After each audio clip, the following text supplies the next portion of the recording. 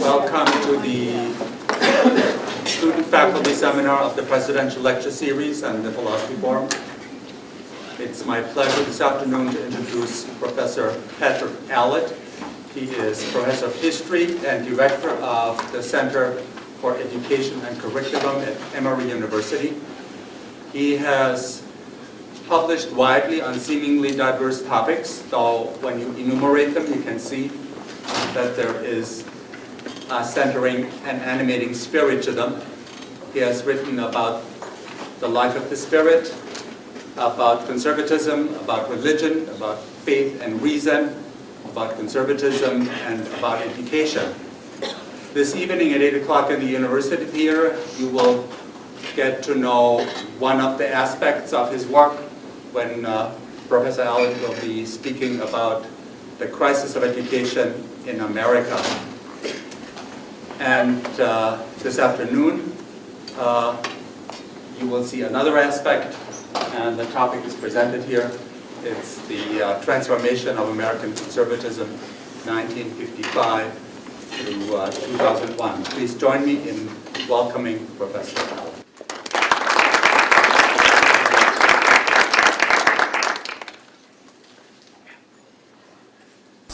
Thanks so much. It's a great pleasure to be here, and I'm very honoured to be asked to join this group of lecturers. I looked through the list earlier today, and they're a very impressive crowd. So thank you, first of all, for the invitation. It's a beautiful campus, it's a lovely setting, and I'm very pleased to have the opportunity to speak here with you. First of all, can everybody hear me? Because I'm mic'd up for the camera, and we could, if necessary, turn them on. All right. Now, I'm really an intellectual historian, and one thing intellectual historians think about is this. What's the connection between ideas and events? There clearly is a connection, but it's hardly ever a linear or a simple one. There's some kind of connection between the Enlightenment and the French Revolution, and there's some kind of connection between Marxism and the Russian Revolution.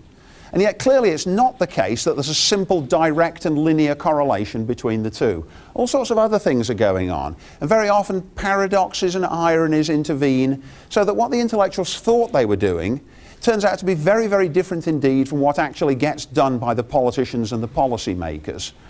And often history plays cruel jokes on us. Isn't it the case, for example, that Marxism was designed as a great system of human liberation? And yet it led to some of the greatest tyrannies in the history of the world. Well, today I want to talk about the development of the American conservative movement since the 1950s. I've been commissioned to write a book about the history of American conservatism from the Revolution to the present, which is a big topic. I'm just discovering how big. But today I'm just going to talk about the last section of that, really the last half century. And a good place to start, if I can make the thing work, here we are, is with the founding of National Review magazine back in 1955. Man second from the left is William F. Buckley Jr. In a younger incarnation. If you know him now, he's 80-ish by now. He was a rich young man from Connecticut who founded at his own expense a conservative magazine called National Review, trying to bring together the variety of conservatives who were working in America. And they were a scattered and contentious crowd. Also on the pictures, at the far left is Russell Kirk, whom I'll come back to in a minute. Then James Burnham and Frank Mayer. Burnham was an ex-Trotskyist and Mayer was an ex-communist. And one of the themes of American conservatism is that many of its most illustrious practitioners were previously active on the American political left and moved to the right with the passage of time. Now, one of the groups whom Buckley brought together in the National Review coalition were a group of people called the traditionalists. And Richard Weaver is one of them. He wrote a book in 1947 or 8 called Ideas Have Consequences. I'm making this point. There's a connection between ideas and what really happens. And this book begins, "This is another book about the dissolution of Western civilization." And it's a cry of woe and gloom. And he says, now where was it that we went wrong? And he keeps on going back and back and back in history. And in the end he says, you know, the decisive moment was in the late 1300s, in the work of William of Ockham, who sided with the scholastic nominalists when he should have been with the scholastic realists. And of course, when you read a remark like that, you think, all right, so he's not highly oriented to contemporary policy matters in the Truman administration. Right? There's a remoteness to the work of Richard Weaver. Here's Russell Kirk, who wrote The Conservative Mind in 1953. It's a lovely book. I mean, you read it in a great rapture of enthusiasm, or I did anyway. And what he's trying to do here is to put together an Anglo-American lineage of conservative thought. In America, really, the big figures are the Adams family, not that Adams family, but the family of John Adams and John Quincy Adams and Henry Adams and so on, Calhoun. And then in England, people like Disraeli and Newman. And coming up to Santayana and T.S. Eliot. Now, to Kirk's astonishment, well, I should say this first. Kirk said, the person to whom we should look for the creation of this conservative lineage is Edmund Burke, the Whig philosopher and politician of the late 18th century in England. And he talks about the things he loves in Burke. The Burke always said, you can't possibly base a political system on blueprints. You've got to take the world as it is and develop it from where it's already got to. Because if you try to start the world over, you're going to end up being tyrannical. And the French Revolution was a sort of playing out of his view. Burke was a supporter of the American Revolution, but a bitter adversary of the French one. Now, to Kirk's astonishment, the book was a great bestseller, so successful and so well reviewed and widely admired in America that he was able to give up a professorship, which he hated, at Michigan State University. He called it Behemoth University. And spent the rest of his life working as an independent writer. And he's a colourful and in many ways, a very likeable person. Another element of the new conservative movement came from the work of Friedrich von Hayek. He was a Viennese economist. He'd been a soldier in the Austro-Hungarian Empire's army during the First World War. Went to the London School of Economics in 1931. And in the 1940s, during the Second World War, wrote this book, The Road to Serfdom. And it's really a complaint against the degree to which the government, particularly in Britain, but also in the United States, is taking over more and more functions in the running of the economy. And Hayek says, every time the government undertakes new functions, it's limiting citizens' freedoms. The most important way in which we're free is in our economic conduct. And government policies dominating them leads to tyranny. It leads to a modern form of serfdom. Obviously a very, very emotive term. And he said, if we're not careful, we're going to be in the same situation as the Russians and the Germans, living under totalitarian rule and denied our most basic freedoms. Now, and so he's a person who's particularly honoured on the libertarian side of American conservatism, that group which thinks of the free market as the foundation of all other American freedoms. But I should just mention a couple of other people. On the left there is Murray Rothbard, who was one of the luminous figures in American libertarianism in the 1950s and 60s, who believed that almost any kind of government program was mistaken, that private enterprise should run just about everything if they could. He's been widely parodied and satirized. He theorized, for example, about whether you could have private lighthouses, but how exactly do you collect the fee from the ships which are sailing by? In other words, even for libertarians, there's a case to be made that the lighthouses, at least, should be run by the government. In the middle there is Ayn Rand. Which of you has read any of her books? Whoops. Yeah? She wrote the Fountainhead in 1943 and then Atlas Shrugged in 1957 and thought of herself in all seriousness as the greatest living philosopher of her age. People would say, which writers have had the most impact on you? And she'd look back and say, well, myself. She was overpoweringly egotistical. And her books depict the great capitalist hero like Howard Rourke in The Fountainhead or what's his name, John Galt in Atlas Shrugged as the great benefactors of humanity. And in her view, the bureaucrats and the socialists are cowards and drudges and people who drag down humanity into mediocrity. And her thing is to release the entrepreneurial ingenuity which makes society great. Atlas Shrugged was a great bestseller and has had a wide influence. One of her greatest admirers was Alan Greenspan, who later on became the head of the Fed. But keeping all this group together, particularly in the 1950s through 80s, was anti-communism. What all these groups had in common was a shared hatred of communism as an ideology, and particularly of the Soviet Union as the embodiment of it. At the top there, at the top left, is Whittaker Chambers, who in the 1930s had been a Communist Party member and a courier, a spy, taking secrets from the New Deal agencies over to the Russian embassy. And one of the people from whom he'd been getting espionage information was Alger Hiss, who'd been working as a mid-level bureaucrat inside some of the New Deal agencies.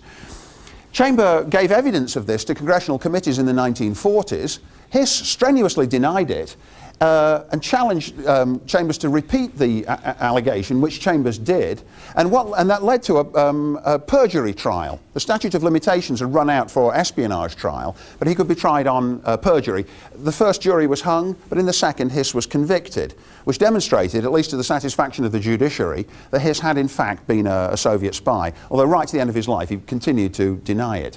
After that, Chambers wrote a book called Witness, which came out in 1952 and has been in print ever since. And it's a very, very interesting book, partly because what Chambers does is to say, first of all, why he became a communist. And even though it's a book written by a passionate anti-communist, nevertheless, he's extremely good at showing why communism was such an alluring ideology, and why for him, he says that when he became a communist in the 1920s, it prevented him from committing suicide and gave him a purpose in his life of an almost religious intensity. And so it's wonderfully convincing about why you'd become a communist.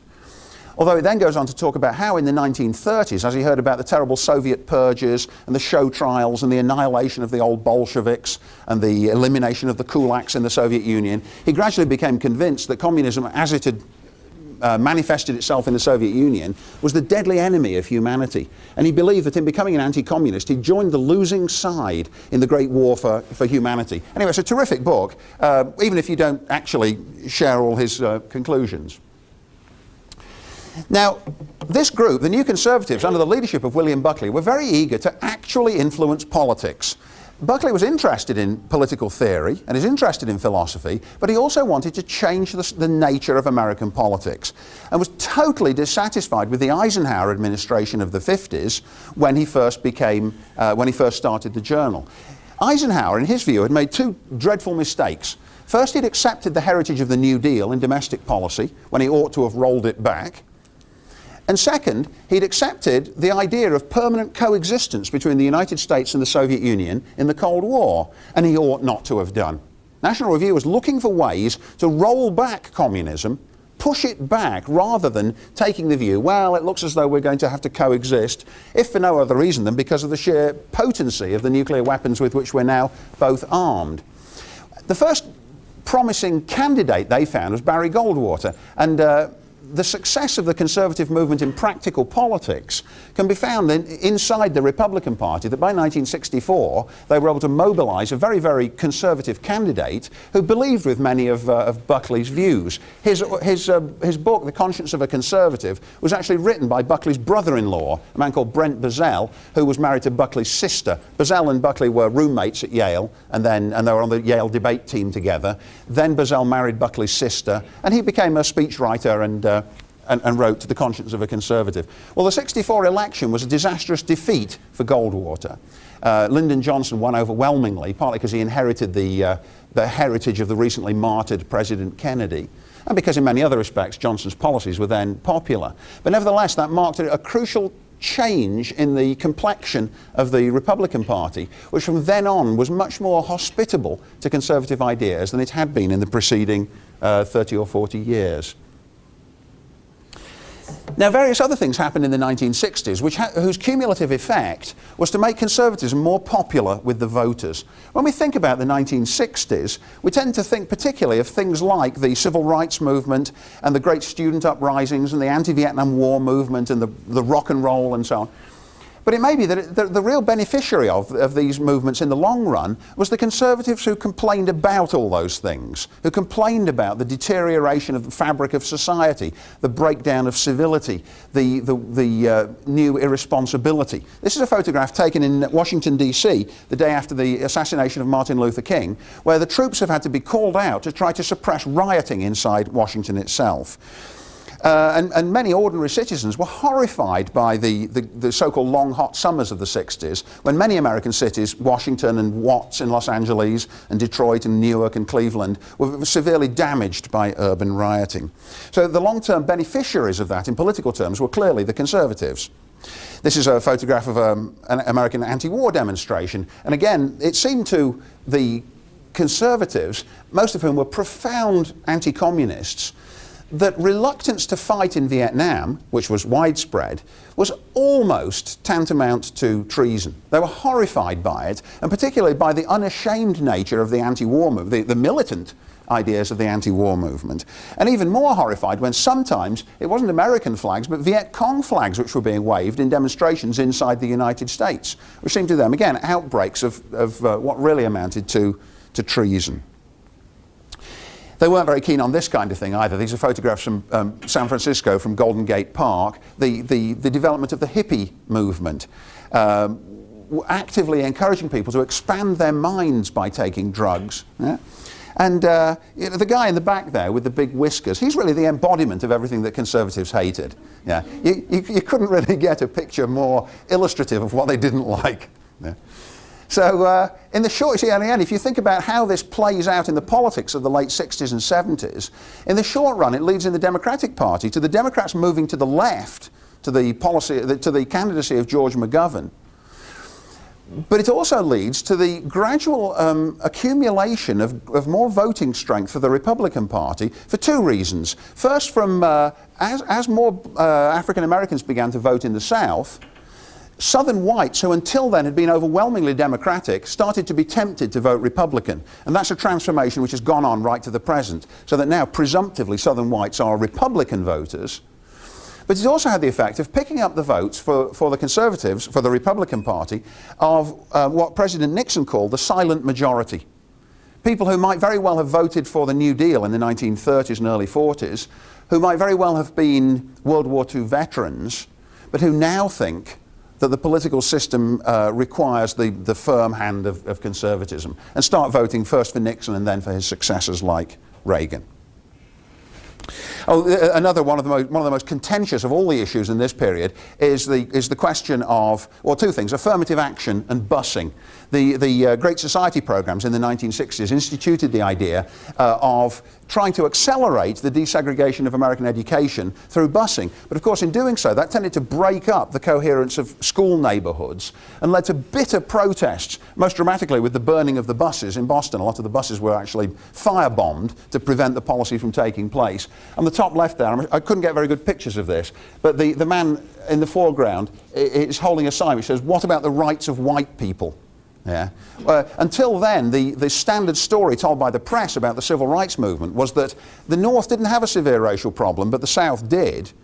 And yet the anti-busing riot showed that there was an enormous amount of racial anxiety in northern cities, which themselves in some ways were more segregated in practical terms than southern cities had been. Because in the South, there's an everyday intermixture, even though it was on a hierarchical level.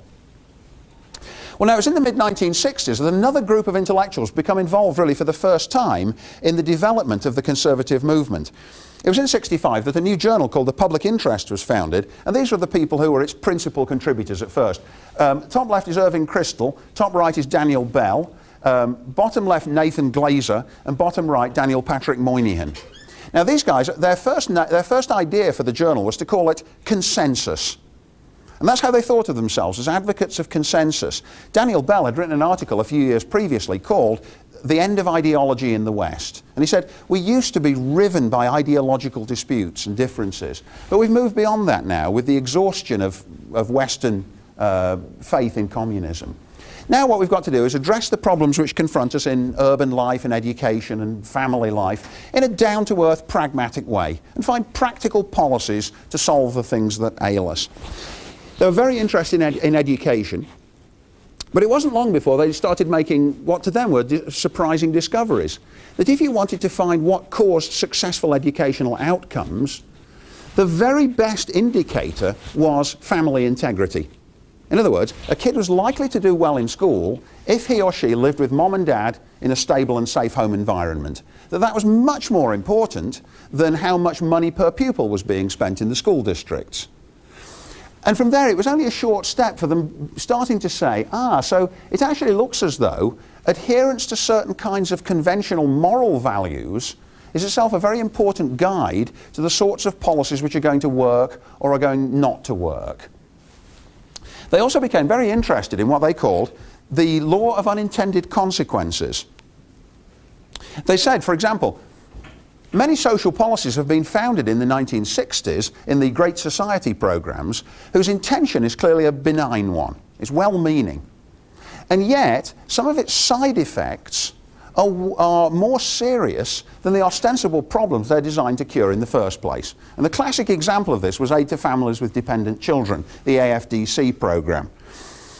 Already it was quite widely understood in the early 1960s, the thing that we call the feminization of poverty. The people who are particularly likely to be poor are women who have got children and are not married. That's a very, very important marker for susceptibility to poverty. Now, the AFDC program was introduced to rectify that problem, to make sure that unmarried mothers and their children would have access to some funds so that the children would have adequate nutrition. An entirely, you might think, an unexceptionable objective. But, said the public interest people, it has an unforeseen side effect which makes matters worse rather than better. Because now it creates a subsidy for women to have children without being married. If a woman wants to have a baby and marries, she isn't eligible for the money. But if she wants to have a baby and not marry, she gets paid for it. That's clearly not the intention of the policy, but it's possible to imagine how it could play out that way. That's the way in which they began to see it. And because they were social scientists, very good social scientists, they started generating statistical data to support the claim. But because they were, in other words, their hope was, what America needs is less one-parent families, and here's a policy designed to help, which inadvertently makes matters worse rather than better. You see the irony of that? Yeah? It wasn't intended, it was just the outcome. Now, the consummation of the work that public interest did over the first 2 decades of its life was this book, Losing Ground, by Charles Murray, which came out in the mid-80s. Bitterly controversial in its time, in fact, ever since. And what Murray says is, he surveys all the different policies of the Great Society programs from the 60s and says, they were very, very expensive. They incurred an immense burden for the American taxpayer, and their collective result was worse than zero. It would have been much better for the nation if none of these policies had been introduced in the first place. Poverty and delinquency and suicide and family breakdown and segregation and failure in education are all worse because of these policies than they would have been had the policies not existed. Well, this is the kind of dispute. I mean, we could easily spend the whole of the rest of today talking about that, because those claims were very, very hotly contested, and different groups of sociologists and psychologists and educational experts all came forward with their own patterns of evidence to substantiate their own competing claims. And I certainly don't. I'm not telling you that what he said was right. I'm merely telling you that he said it. Yeah. In other words, what's interesting from my point of view is the way in which Murray had such a big impact on the debate itself, right or wrong. What? Here we go. Now, Murray's conclusion was, society is weaker. Society is weaker because of the existence of these policies. But that in itself set up the question, well now, why is it that our society has got any strengths in the first place? What is it which has made America strong? And in the 1970s and 80s, American conservative intellectuals started thinking anew about capitalism, the economic system of the nation. Throughout the 1930s, ever since the Great Depression really, from the 30s to the 70s, it was quite hard to find people who were full-blooded defenders of capitalism. But suddenly, in the late 70s and 80s, a generation began doing it more wholeheartedly. And again, Irving Kristol's a very important person. Incidentally, he was the first man to accept for himself the name neoconservative. And he said in an interview, a neoconservative, it's a liberal who's been mugged by reality. Yeah, it's a clever little catchphrase, and it sort of caught on. Some of his colleagues hotly contested this name. They didn't like to be thought of as conservatives. But Kristol said, well, it's really fair enough, because what we're talking about is, what is it which sustains our society? What is it that makes it strong? And what is it that makes it weak? Anyway, he wrote a book in '78 called 2 Cheers for Capitalism, picking up on a remark by E.M. Forster, who once said, Oh, democracy. 2 cheers for democracy. Meaning, all right, it works. Let's not get carried away about it. It works. It's good enough. Yeah. And Crystal says the same thing. It turns out to be an adequate, more than adequate, a good economic system, even though it's based on human self-interest. But in his generation, other people wanted to make more wholehearted claims for it. One of them was George Gilder, who wrote Wealth and Poverty in '81. And if you ever want to find a good book telling you why capitalism is great, this is the book. You read it, you'll feel so great as you're reading it. It's just full of sunshine. Because Gilder says, he said, for some reason, capitalists are often accused of selfishness. Nothing could be further from the truth. Capitalists are the most generous people in the world. They're altruists. They're like gift givers. Why? Here's why. Because a capitalist is someone who develops a new product or works out a new process and then says to the public, would you like this? And the public's always free to say no. In other words, the entrepreneur's got to be so persuasive that the public decides they'll buy what he's offering.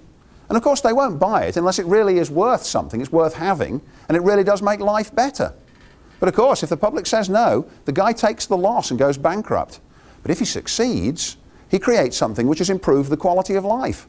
And Gilder says, if you go back over the last couple of centuries and look at all the inventions, all of which have been propagated by capitalists, their collective effect has been to immensely enrich our lives. Capitalists are great people. They're the most generous people in the history of the world. And he goes on to say, I mean, he's very careful about the use of the word wealth. He says, now there's a difference between wealth and riches. Someone who's just got a lot of money and who lives on it parasitically is just rich. And that's dreadful. And that's one of the reasons why capitalists are sometimes disliked. Wealth is different. Wealth is dynamic. Wealth is money being put to work in the interests of these new projects and schemes. Yeah. And he says people who are rich but not using their wealth in a productive way won't remain wealthy for very long. Soon they'll be poor. There's a constant circulation of the most talented people in society. And he says the great fallacy of socialists... how did I do that? I don't know. Oh, there it is, right. The great fallacy of socialists is that they think that the world is a more or less stable place, and all we've got to do is distribute the fruits of productivity more or less equitably, and we've got a good society. But the world isn't stable. The world's in a very, very dynamic condition. It's constantly changing, and it's only entrepreneurs who can keep up with it. Gilder didn't even like Adam Smith's old metaphor of the visible hand. He said, the invisible hand of the market. Gilder says, the hands which are doing this are very visible. It's the particular guy who actually invents a widget and says, I can market this and make a profit from it, and in doing so enrich the lives of the people who use it. It's visible hands which are doing this work. Anyway, it's a fascinating book. Another guy, Michael Novak, wrote this one at about the same time, 82, The Spirit of Democratic Capitalism. And again, it's deeply reassuring to read because suddenly you feel very, very good indeed about your own economic system. Novak says, capitalism is a wonderful productive system. It liberates capital in vast quantities. It's very, very dynamic. But it's got to go along with democracy, and it's got to go along with the free interchange of information. And it's got to go on with political stability. In other words, capitalism alone isn't enough. It needs the cultural institutions which go with it. And in particular, Novak goes into the question of why do entrepreneurs do what they do? He likes Gilder's idea of them being altruistic, but he says, really, it's because they're interested in the welfare of their families. If you look at the history of the great capitalists, they were very preoccupied by their families and their families' welfare down into the future. They're forward-looking people. They're looking out for what's coming up in the world in the future. It's not a selfish system. It's a selfless one. He also says this. Michael Novak was a Catholic. And in the 1960s, he'd been a radical young Catholic, very enthusiastic about the Second Vatican Council and about the transformation of the Catholic Church in America in a very volatile period of its own history. And Novak, in one of his articles, he says something like this. He says, Christianity is based on a paradox, isn't it? Where did the Messiah come from? He didn't come from Rome. He didn't come from what was then the center of the world. No, he was a carpenter's son from a shabby little village in Palestine, a backwater of the Roman Empire. And yet it was from there that the Savior of the world came. And the early Christians had to struggle with that paradox.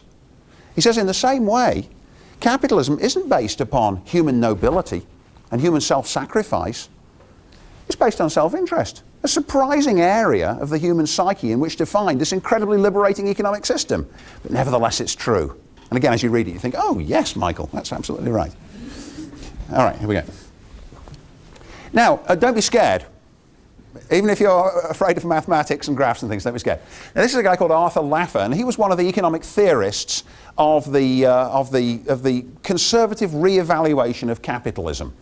Now, Arthur Laffer, this is called a Laffer curve. It actually says that. And here's what it does. It's a very, very intriguing thing. It's a description. It's a graphic description of how governments get money through taxation. And you've probably all done this yourself. I mean, who loves paying taxes? Who really looks forward to April the 15th, because that's the day when they can send more off to the government? Yeah. That answers itself, doesn't it? Now, you might think that when the government wants to raise more money, it has to raise the tax rate. Yeah? It's going to get more if it's a 20% tax than if it's a 10% tax. But Laffer was the guy who said, not necessarily. It may be the case that the way to get more tax money is to lower the rate. And here's why. He says, you can imagine that if the tax rate was 0, then clearly the government would get no revenue because it wasn't asking for any. But then Laffer says, if the tax rate was 100%, the government would also get no revenue because nobody would have any incentive to do any work. If all the money they made had to be handed over at the 100% rate, they clearly wouldn't do any work. So, if the government moves from 0 to 5%, that's it, moving to point B on the graph, it's clearly going to get more revenue. And if it raises it again up to the point D, it'll get more again. But a point will come when raising the rate will reduce the revenue, and that's the E point. It isn't necessarily at 50%, by the way. Of course, what happened then is that economists started arguing about where the point was. But Laffer was really the first economist to say, don't assume that raising rates is going to raise revenue. Very often, lowering rates raises revenue because it's less of a burden to the taxpayer, which means he's got more money left over to invest, he's got less incentive to cheat, he's got less incentive to send the money offshore, and it's more likely that the economy will be buoyant because of the lowness of the rates. You can imagine how overwhelmingly, irresistibly attractive this idea was to politicians. Because politicians love to tell the voters, I'm going to lower taxes. They all say it, some of them mean it. But the great thing about the Laffer curve was that now they had what seemed to be evidence that you could really do both. This is also part of the re-evaluation of capitalism. Now, perhaps most intriguing of all is the debate between these two. On the right there is an early environmentalist called Paul Ehrlich. Back in the 1960s, he wrote a book called The Population Bomb. And on the cover of the paperback, it said, while you are reading these words, 4 people will die of starvation, 3 of them children. And it actually had a picture of a fizzing anarchist's bomb on it. It was an alarmed book. And what Ehrlich said was, the world is now disastrously overpopulated. This is published in '68. By 1980, we're going to have worldwide famines, not only in the third world, but even in the developed world, in Europe and North America. Americans will be dying of starvation by 1980 because the population's too high. We're running out of resources. All the resources are being exhausted. And population is the catastrophe which has brought this down upon us. It was a widely admired book at the time. But his leading critic was another of these neoconservative economists, this man, Julian Simon. And Julian Simon said, everything Ehrlich says is wrong. The population isn't too high. In fact, the food to population ratio in the world has never been better. Famine has never been more scarce. By 1970, there were still famines in the world, but only in places where they were politically induced. In other words, where one rival in a war was using famine to try to beat its opponent into submission. And Julian Simon said, it's also untrue that we're running out of resources. Resources aren't running out, they're becoming more and more plentiful. More plentiful. Now you think, how can that possibly be? After all, think about oil. Isn't it the case that if we keep taking oil out of the earth, surely we're using up the resource? That sounds right, doesn't it? Julian Simon says, no. Paradoxical as it is, or counterintuitive as it is, we know that oil is more plentiful. How do we know? Because the price keeps coming down. And prices are items which measure scarcity and abundance. And in some of his books, Julian Simon says, you take any commodity you like, any commodity, between 1700 and now, what you'll find is that the curve of the price of that commodity is down and down and down and down and down. It costs less and less and less because it's becoming more and more plentiful. Why is that? It's because mining and extraction technologies are getting so much better. We can do it far more economically than we used to be able to. We're constantly encountering new sources. Well, not surprisingly, Paul Ehrlich didn't like Julian Simon's version of what's going on in the economy. And so the two of them had a bet in 1980. And here's what they did. Simon said to Ehrlich, you choose any 5 commodities you like, any 5, and I bet you that by 1990 they'll cost less than they do now. And each of them put $1,000 into a bank account, and the agreement was that the $2,000 plus the interest would go to Ehrlich if the price had gone up, and they'd go to Julian Simon if the price had gone down. Here are the 5 commodities: chrome, copper, nickel, tin, and tungsten. Will scarcity make them costlier, or will efficiency and substitution effects make them cheaper? Julian Simon won. He won overwhelmingly. All the commodities went down in price between 1980 and 1990. And when he grudgingly handed over the money at the end, Ehrlich said, oh, sure, I was right, especially on copper. The price of copper was going up so sharply in the late 70s. To which Julian Simon answered, it may be true that now and again you have little spikes in the price of these commodities, showing a short-term shortage, but it's exactly at those moments that the human propensity to come up with a substitute goes into high gear. And it's no coincidence that it was in the late 70s and early 80s that we perfected fiber optics technology. And now all the uses for which we used to have to use copper, we can now use fiber optics instead, with the result that the world demand for copper has dropped. Paul Ehrlich used to say, too many mouths to feed. Too many mouths. And Julian Simon always used to answer, yeah, but each mouth comes attached to a brain and 2 hands. And those brains and hands do far more good than the mouth does bad. Yeah, we keep getting better at these things, not worse. It's also highly consoling to read. Now, meanwhile, now we need to switch over to foreign policy for a little bit. I think I've got time.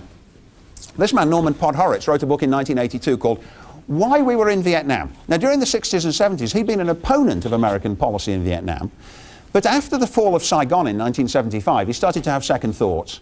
He started to say, when I see what happened in Vietnam after it was reunified, the tyranny of the new regime, the ruthless way in which they massacred many of the people who had been complicit with South Vietnam and with the Americans, the way in which anyone who'd been in the South Vietnamese army was sent off to so-called re-education camps where half of them died of tropical diseases, the desperation with which Vietnamese people scrambled to escape in boats, the boat people.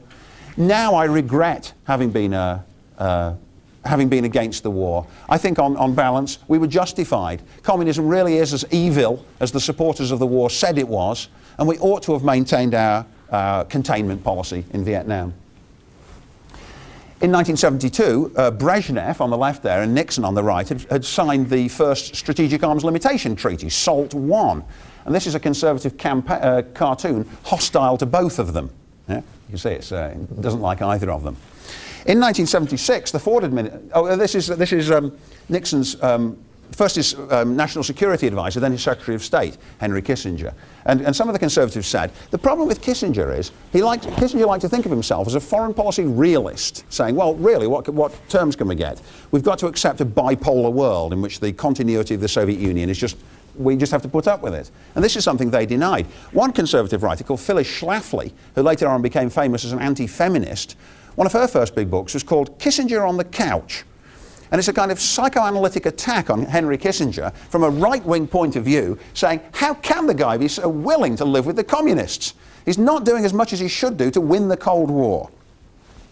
Now, in 1976, the Ford administration did a general survey of American defense capability and a general survey of American ideas about what the Soviet Union's military intentions were. And they did it this way. They had one group inside the government, Team A, CIA agents mainly, and another group outside the government called Team B. And the Team B, among the group were these people, Richard Pipes, Paul Wolfowitz and Paul Nitzer, many of whom have remained influential figures in American foreign policy making right up to the present. Now what they said was this: the Russians think that they can win a nuclear war. They're building weapon systems at full speed, and they're looking for ways to deploy them in such a way that they can win. Therefore, our policy must be to match them in trying to make sure that they can't win, and that if necessary, we can defeat them in nuclear weapons. We know from this vantage point that they overstated the strength of the Soviet nuclear arsenal. But what's interesting to us is the attitude with which they went into it. They said, why did the Soviet Union sign the SALT I Treaty? It must have been because they thought they'd get some strategic advantage out of it. Because they're not interested in permanent coexistence, they're interested in defeating the West. But if they think they get strategic advantage out of it, that means that we need to oppose it. Yeah? If it's to their advantage, it can't possibly be to our advantage too. So they were dismayed by the election of President Carter. It's a rather unfortunate photo of Carter, isn't it? In fact, I wonder if this isn't itself a neoconservative propaganda poster of poor old Jimmy Carter.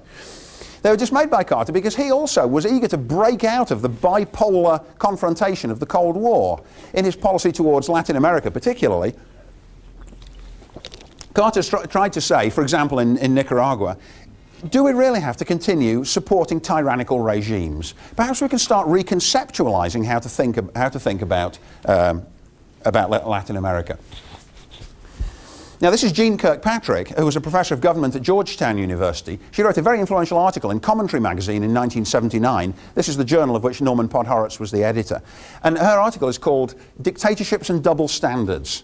And she says, unfortunately, President Carter doesn't realize that you can't ignore the bipolar reality of the Cold War world today.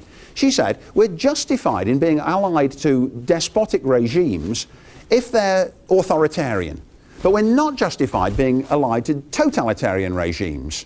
Is there a distinction? Yes, she was convinced there was. She said, an authoritarian regime is something like that of Franco in Spain or Salazar in Portugal, which during the 1970s actually evolved towards democracies. Two good examples of authoritarian regimes becoming more responsive. She said, there's no comparable example of a totalitarian regime ever voluntarily giving up its power. And our policy in the Caribbean is going to be interpreted by the Soviet Union not as conciliatory, but as weak, and we can't afford it. So this group was delighted by the election of President Reagan in 1980 because he shared their view that the Cold War was, that one side or the other was going to have to win it. And that his view was, it can't be them, so it's got to be us. You may remember that Reagan early in his administration described the Soviet Union as the evil empire. This was just a year or two after Star Wars came out. Remember Star Wars was in '77? So there's a kind of involuntary chuckle at the idea of the evil empire because it brings to mind Darth Vader. But actually Reagan seemed to think about it in those terms. His view was, how are we going to arrange circumstances to force the Soviet Union into submission? One of the things he did was to bring American battleships back out of mothballs, the USS Missouri, and to deploy Pershing II missiles throughout Europe, and a new generation of even more accurate long or intermediate range nuclear missiles, in the hope that he could ratchet up the intensity of the Cold War, make it more and more difficult for the Soviet Union to keep pace, and perhaps even eventually force them into capitulation. He also inaugurated the so-called Strategic Defense Initiative, the idea of space-based satellite weapons, which could intercept Soviet nuclear attacks while they were still in space, before they came back into the atmosphere. And in 85, 86, this was itself an intensely controversial policy because of the question, well, first of all, is it going to work? Hard to make it work technically. And also, isn't it really unnecessarily provocative towards the Russians? That was a question which Reagan wasn't too worried about. At the same time, great transformations taking place in British politics, and you can tell from my voice I'm English, so I've got a special interest in these things. Thatcher was transforming the British political landscape in a way that's very hard to, the magnitude of it is hard to describe. Trying to bury socialism and revivify British capitalism. And it's astonishing the degree to which she was able to succeed in that. And she and Reagan were very, very much on the same wavelength when it came to matters of foreign policy, even though temperamentally they were totally different. She was an incredibly humorless, gritty, hard worker, whereas, as you know, Reagan was an easygoing guy who liked the big picture but certainly didn't want to get into the details. So after they'd met at summit meetings, Mrs. Thatcher apparently would say to her aides, I wish Ronnie would work a bit harder. But Reagan was back on the golf course by then. Now, in 1989, the Cold War came to an end in the most marvellous way, because it came to an end without the exchange of nuclear weapons, which for 44 years had seemed highly unlikely. And then it happened. Those of you who are old enough will remember what a surprise it was. Even though America was packed full of Sovietologists. They were nearly all taken by surprise that suddenly it began to break down. On the left there is a picture of the Brandenburg Gate in Germany, which had been really the symbol of the bifurcation of Berlin and the kind of freezing up of the boundary across Germany. On the top right is Mikhail Gorbachev, the great Soviet leader. And on the bottom right is Karl Marx. Now, if you read conservative writing about Marx in the 1980s and 90s, they talk about him as a wacky old Victorian fuddy-duddy. You know, he's as old-fashioned as hoop skirts and crinolines. You know, Karl Marx isn't this sort of up-to-date social thinker. No, he's been superannuated. And what more marvellous way of proving the point than the end of the Cold War? That from then on, it was no longer reasonable, as it had been previously, to think sooner or later the world is going to fall into socialist hands. What was going to happen next? Two very different views from inside America, from inside the American conservative writers' ranks. One was Francis Fukuyama, who wrote The End of History. It was a journal article which later became expanded into a book, in which he said, now, democratic capitalism has beaten all its rivals. There's nobody left standing. Monarchy has fallen away as a viable option. And ideological politics have fallen away. What's left standing is democratic capitalism. We're now going to enter into a world in which it's the prevailing model to which sooner or later everyone is going to approximate. A far more pessimistic view came from this man, Samuel Huntington, in The Clash of Civilizations, who said, no, unfortunately, that's not true. Until now, what's been going on is a kind of civil war inside Western civilization, in which first the great dynasties, then the nation states, then the ideologies, all of them Western, competed against one another. But now we're going to have the Clash of Civilizations, which is much deeper and much harsher and much more severe than the intra-Western conflicts ever had been. So here, right at the very beginning of the post-Cold War era, there's this very, very dramatic conflict of views. And the politics of the 1990s, as they played out, if you looked at what was happening in the post-Soviet republics, it did look like the new dawn of liberal democracy. One by one, the old Soviet republics and Eastern European nations did become democracies of a kind. But on the other hand, if you looked at things like what was happening in Bosnia, on the borderlands of Orthodox Christianity in the Muslim world, and then if you looked at what was happening in Afghanistan, then it was much easier to be pessimistic and to take the Huntington view. For reasons of time, I'd like to stop and ask you for questions, even though there were more things I could say. And if the opportunity comes up, I'll glance ahead to a couple of other pictures I would have showed, had I not digressed so much and not gone as far along as I had intended. So let me invite you to ask questions. Yeah. There's another part of the conservative movement that you don't touch on, and I grew up in it and left it behind, and I'm curious about what you have to say about the John Birch Society. The John Birch Society was, that's right, it was an organization of passionate anti-communists who remained convinced that on the big question, McCarthy, back in the early 50s, had got it right. That America and communism are at war, and that therefore wartime conditions have to prevail. And that, for example, it's more important to secure the nation than it is to be delicate about the civil rights of citizens who are under suspicion of communism. Interestingly, William Buckley, the editor of National Review, became convinced that the John Birch Society's leaders were paranoid. They kept on making more and more reckless allegations about who was a communist, and they even came to the conclusion that Eisenhower himself was. And Russell Kirk made this famous remark, Eisenhower's not guilty of communism, he's guilty of golf. In other words, so Buckley and Kirk and that generation decided to write off the John Birch Society. And it was what they were interested in was picking up votes and making the Republican Party their own. And they were sure that the John Birch brand of anti-communism was more harm than good. In the same way, eventually, they wrote off Ayn Rand as well, because they said, she's not really a conservative at all. She's interested in total transformation of the world in the most merciless way. Whereas surely, they said, conservatives need to be concerned by the preservation of traditional forms. I know the general shape of the mainstream reaction to the John Birch Society. I've always been curious whether the paranoid sentiments of the John Birch Society actually were more powerful than the general understanding would have it? Well, I mean, one of the difficulties for historians is trying to understand the motives of the people who follow certain leaders. In other words, it may be the case that all sorts of people who were much more level-headed perhaps than the leaders found something that the leaders were saying attractive about the John Birch Society message. I mean, it was particularly powerful in places like Southern California. But when you study who they were, the members, you notice that very many of them worked for the aerospace industry, which obviously had an incentive to find the Cold War maximally dangerous, and therefore would be sympathetic to a point of view which supported them and said that this work you're doing in building munitions is being done in a very good and necessary cause. I don't know enough about the detailed internal history of the society to say much more than that, I'm afraid. Yes? The point that you just made shows that conservatism benefited from opportunities, so it was opportunistic. It was fueled by resentments. But we often associate with conservatism also a notion of moral excellence, and combined with that is critique of liberalism as being either indifferent or totally spineless when it comes to that issue. Yeah.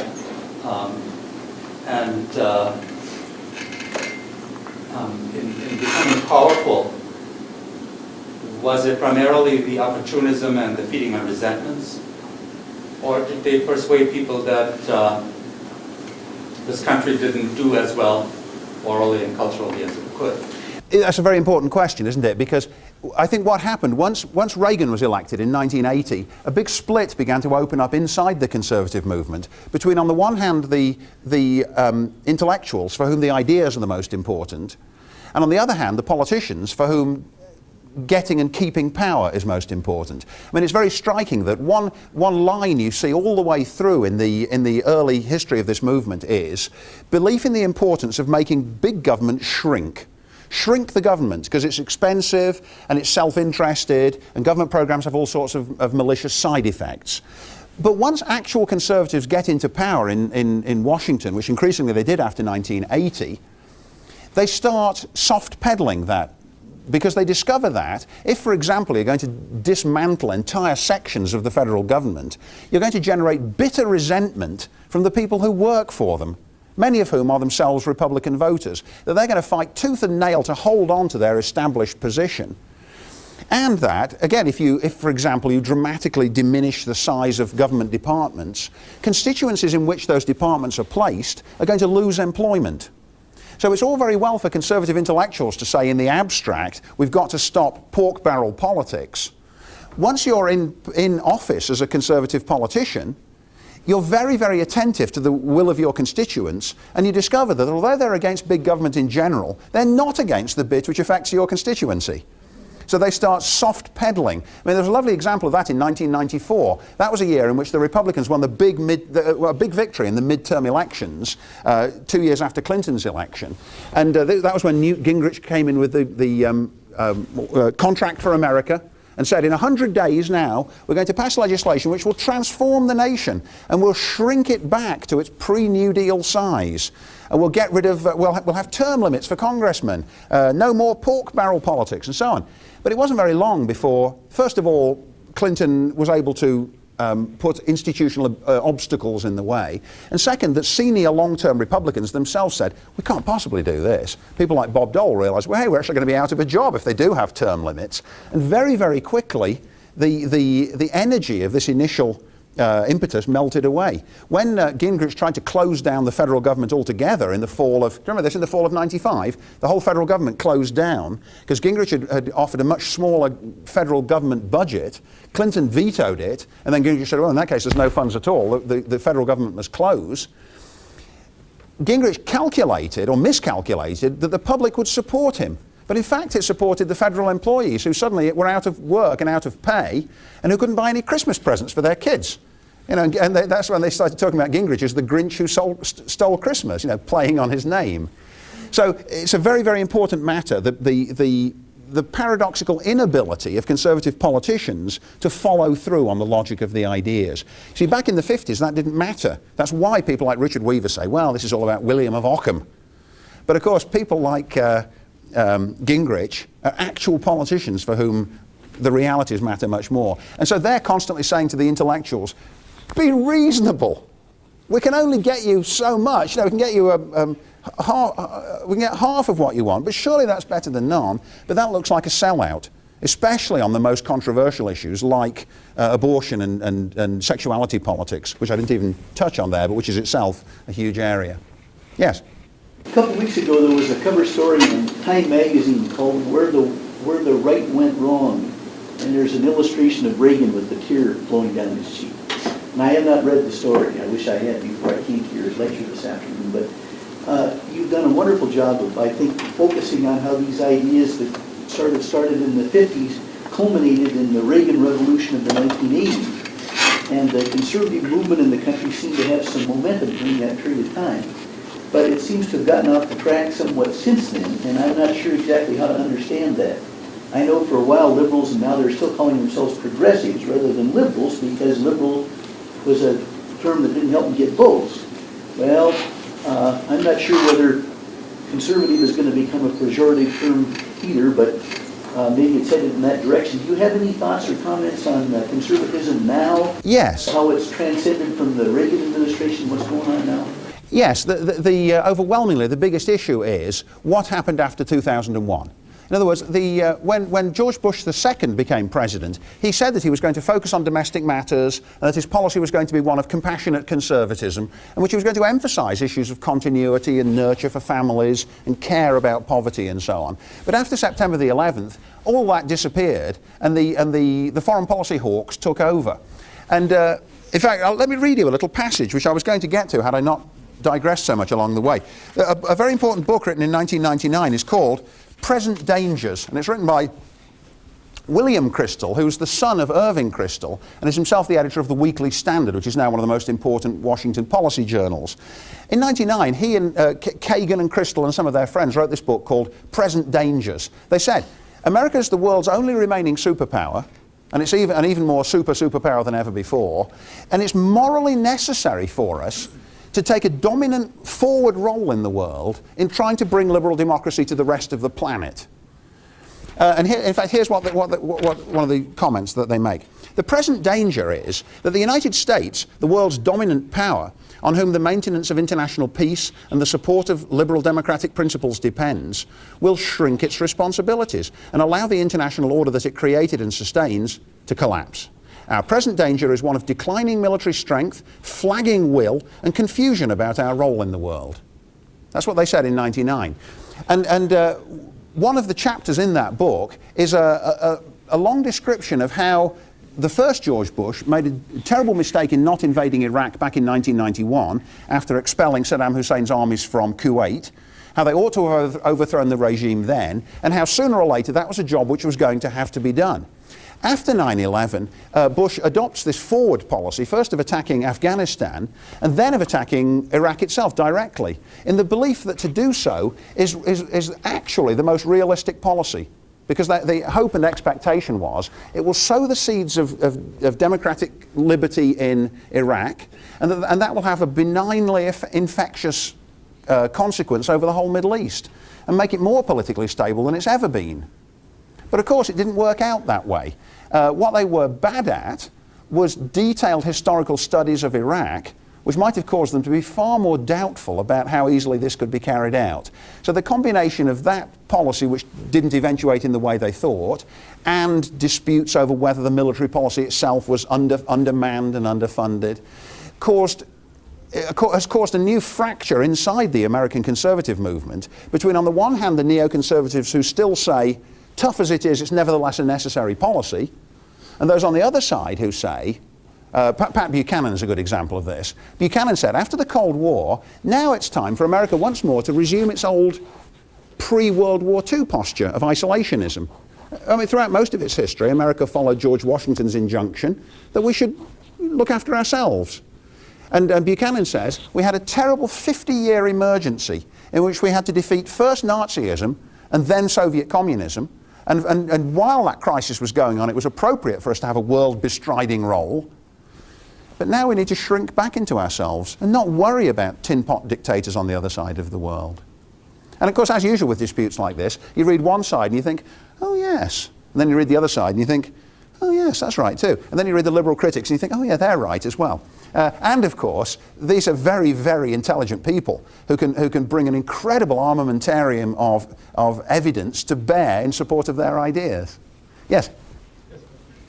I'm not very sure if you are doing a mere description of, let's say, a reordering of facts a posteriori, which a certain history does, or maybe an apology. There's always an apology in description, because these things are very complex. You could say that all that is due also to the incapacity of the left, so-called liberal are not radical, by the way, but that's to theorize the structural change and contradiction within capitalism and social, which works as a couple, where you cannot negate one without the other.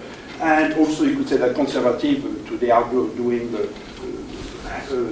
demise of capitalism in the US and preparing it for China. But anyway, one thing I'm kind of, you are not speaking about is the shift of the alliance between populism and, let's say, the leftist, the progressive side of the Democrat before the Second World War, and this shift of alliance after the Second War between populism and the Christian majority on the one hand, and those conservative thinkers, which is kind of something new and which has reshaped everything. So the movement from the top down to the bottom, from the bottom to the top, kind of found a common discourse, although I don't know who is the dupe of the other, within the Christian right populism movement. Can you address that, which has...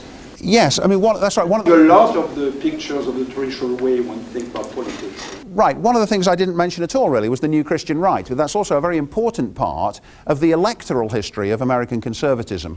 In other words, one of the reasons that Reagan was able to win in 1980, and one of the reasons that the Conservatives have been strongly represented in politics since then, is because of the arrival of evangelical Christian voters in politics in large numbers. The first organisation on the scene was the Moral Majority back in the election of 1980, which made the claim that even though Jimmy Carter is an evangelical Christian, it's really Reagan who much better represents the kinds of social policies that we as evangelicals should want.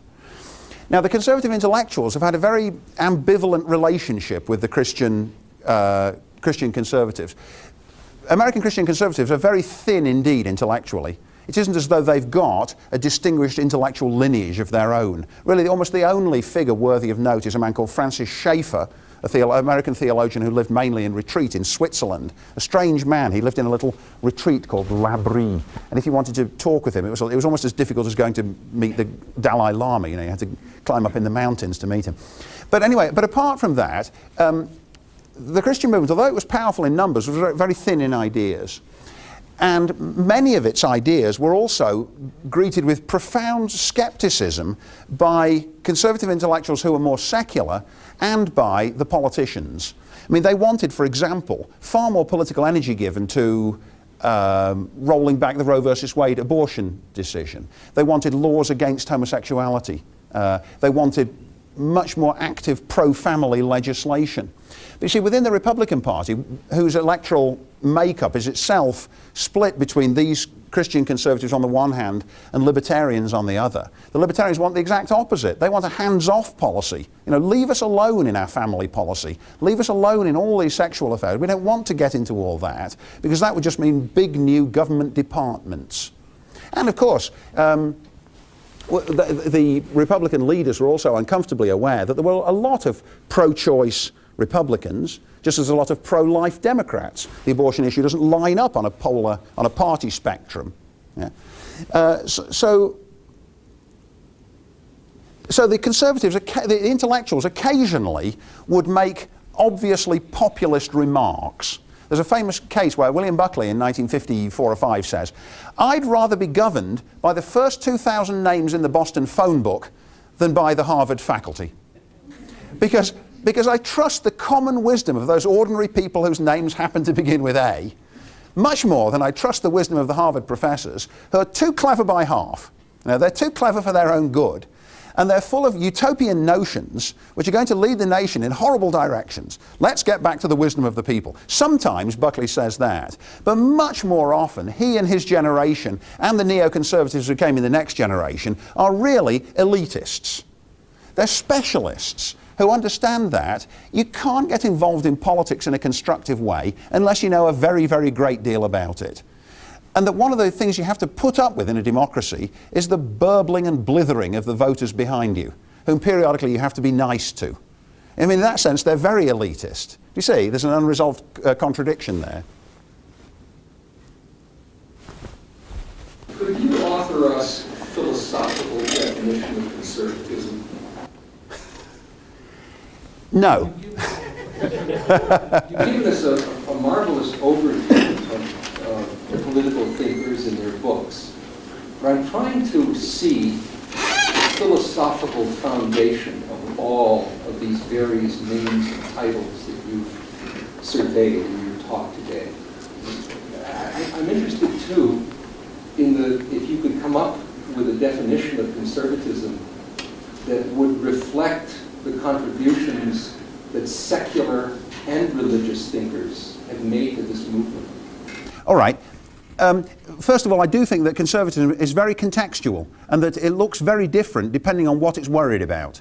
So in that sense, it's a reactive philosophy trying to hold on to something, to conserve something which it sees to be threatened. And of course, as the perception of what is threatened changes, so does the work that conservatives are doing. But there is a basic, I shouldn't have said no, I should have said yes. There is a philosophical foundation. It's this: belief that original sin is real, that human beings are imperfect and that they're incapable of perfection, at least in their earthly incarnation, and that there's an incurable propensity for human beings to go wrong, to act in self-interested ways and accidentally to do more harm than good. So it's a profoundly anti-utopian approach to the world, which says people are always going to be self-interested, and they're always going to be, in varying degrees, they're always going to be malicious. Therefore, they need to be virtuous to keep a tight rein over their tendency to selfishness and vice. And they're always going to have a will to power.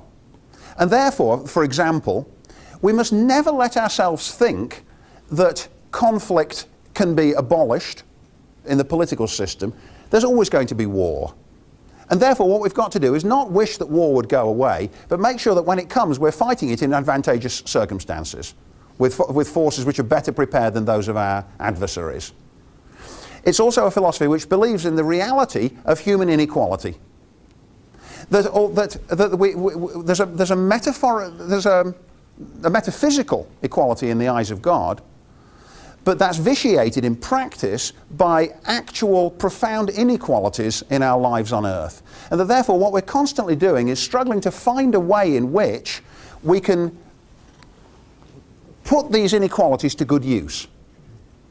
And that crops up everywhere. I mean, for example, in conservative discussions of education, it means saying, of course we've got elites.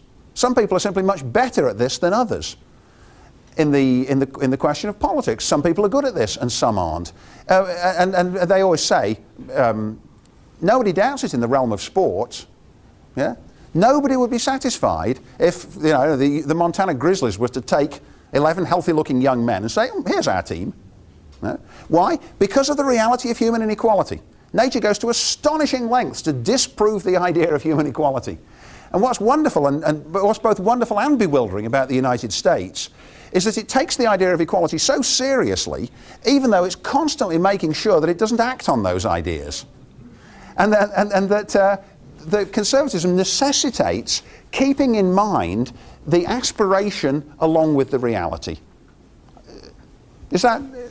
On the basis of the definition you've just given us, would you say that neoconservatism is conservative? That's a very, very good question as well. and in fact, people like Pat Buchanan, the so-called paleo-conservatives, that is the ones who think the neoconservatives are betraying the heritage, they say, you can tell that these neoconservatives used all to be Trotskyists, they used to be militant Marxists, because they gave up the idea of the Marxist transformation of the world, but now they're talking about the liberal democratic transformation of the world. The whole point about being a conservative is to get away from world-changing delusions. And it's quite a persuasive critique. But of course, the neoconservatives' answer to that is, we are conservative in a paradoxical way, because we believe that we've now got insights into the way in which the world can be run as benevolently as is possible in light of certain hard human realities. I mean, you're probably all aware of this. Nothing's done more to transform the world than capitalism. And so it's very paradoxical that anyone who's a defender of capitalism should be called a conservative. But because of the particularities of American history, it now makes perfect sense. But it's a contextual kind of sense, because defending capitalism had come to mean opposing communism, that is, conserving the system which had once seemed like such a revolutionary one. Well, if we accept that capitalism's triumphed absolutely over communism, can we accept the same thing about democracy? There's this guy that wrote the book Sharansky on, I think it's called A Case for Democracy. Are you familiar with that? I'm afraid not. Well, he makes the case that democracy is good in virtually any circumstance, and apparently Bush has been heavily influenced by that book. Sharansky's a member of the Israeli parliament. I see. And the idea is that when people are given an opportunity to vote in elections, they always improve their circumstance. Well, there have been some developments in some of the countries in the Middle East that have made us question that. Any thoughts on that, Chief? You mentioned that William Crystal talks about how in combination capitalism and democracy, Fukuyama, have basically resulted in the end of rivals in history, but I'm not sure that's the case. Any thoughts? Plenty of thoughts, yeah, but I don't want to give you my own opinions. I've got lots of opinions, but they're not especially interesting ones. Winston Churchill said, democracy is the worst possible political system except for all the others. And that's a very conservative thing to say. It's a reminder that, in itself, democracy is merely a procedure. Under certain circumstances, it can lead to an outcome which we might smile upon, particularly the creation of political stability. But under other circumstances, we can imagine ways in which it can have the opposite effect. Obviously, Hitler was an elected leader. As far as we know, it was a reasonably fair election. Yeah, but that's surely a strong argument against democracy, isn't it? Whereas we could probably also find examples in world history where autocrats who were not democratically elected were probably the most benign form of government the people over whom they presided could have hoped to have. So, there's a fairly elaborate neoconservative justification for this kind of support of democracy, but that still begs the question of whether you can actually impose it by force from the outside with your army. Fukuyama himself these days, he's written another very, very good book. I think it's called America at the Crossroads, which came out last year, in which he says, in effect, I hope you don't think that this is what I was advocating. I was certainly never saying that a big American army should go and hammer Baghdad into the ground and then proclaim democracy and expect peace and harmony. No, I wasn't. He said I was never claiming that. All I was saying was, it's now the ideal to which all the nations in the world aspire, and you can tell that it is, because if you look at the actual statements made by the world's tyrants, they don't say, please take note of my tyranny. They say, please take note of the democratic characteristic of my regime. So there we are. Go ahead. Well, from my own point of view, what's happened is that it's race and religion that give power to these conservatives. Southern racism and Southern religion. If the South had not gone into the Republican Party, these intellectuals would be of no consequence. But because they or some of their descendants are now in power, we take them seriously. Why do we take them seriously? Southern race, Southern religion. Inevitably, they weren't going to get along. As you say, Southern religion is thin on ideas. Southern racism is even thinner on ideas. It has only one. So on what common ground were the voters of the new conservatism going to meet with the intellectuals of the new conservatism. Inevitably, war was the only common ground on which they could meet. When the Cold War ended, there was a great soul searching inside the conservative movement. Was it only anti-communism which really bound us together? And now that that's gone, is there any glue left? But I mean, although obviously race and religion have played an important role in it, especially in the recruitment of voters en masse, which in turn has made the ideas more important, I still think it's true that American ideas about race themselves have been transformed in the process. In other words, the very fact that it's now disgraceful to avow racist ideas is surely itself a very, very important matter. I mean, if you look at what conservative Southerners were saying in the 1950s, people like James J. Kilpatrick were outspokenly proud of their belief in the supremacy of the Anglo-Saxon people and their racial superiority. After '64, you never hear them say it again.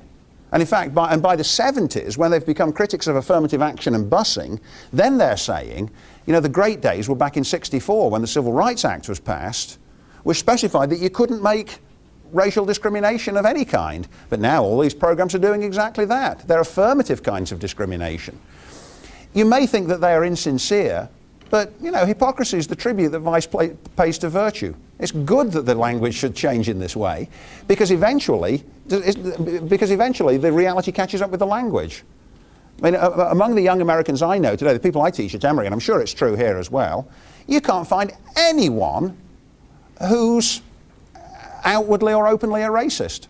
And if someone is, they know they've got to keep absolutely silent about it and be very, very circumspect indeed. That's an important matter. Go ahead. I would like to see if it's possible to have also a horizontal discourse, but not political, but that's fine. I would take issue with and I would like to think what you have to say there, with the simple idea that capitalism has triumphed forever over communism. I'm kind of a neo-post-structuralist, so I believe in dialectical movement. So in fact, some ideas of communism were implemented and absorbed by capitalism, and communism was never existed as such, as we all know. Right? It was a process. Anyway, and maybe, like, when we speak of democracy, China is not a democracy. It's theoretically an authoritarian, totalitarian, some say communist-based regime, although it's changing very much, it's a mutation. And it's the most successful capitalist economy in the world. So things are, you know, much more complex, and maybe communism will come back under a new form. But there's signs that socialism comes back. So I mean, as you say, it's dynamic. So one cannot say, I think that capitalism has won. That's what the soapbox of the neocons.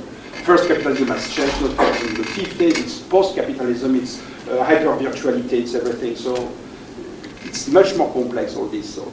And the neocons try to project a kind of simple solution, right? Well, intellectuals are people who simultaneously explain ideas and simplify them. I mean, yes, that's right. If you look at the work of people like Michael Novak and George Gilder and Julian Simon, what they're trying to do is to strip away the extraneous matters and cause you to focus more sharply than you otherwise would have done at particular elements of the system. I mean, my experience in reading all these defenders of capitalism, and you could tell, I hope you could tell from my tone of voice, that I'm a little bit skeptical of them.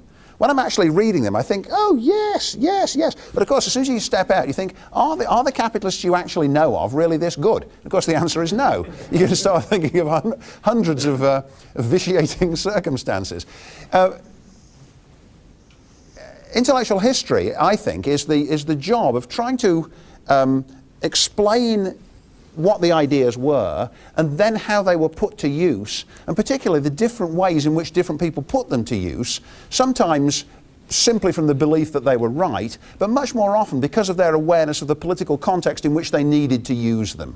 As you say, there are elements of the Marxist tradition which have now become second nature to all of us, but because of the nature of American political life, it's not something we draw attention to. We tend to push attention away from them because we're aware that we might inadvertently undermine them by seeming to be too sympathetic to them. I mean, I think that's both the challenge and the thrill of work of this kind. Thank you, Professor. Thank you very much.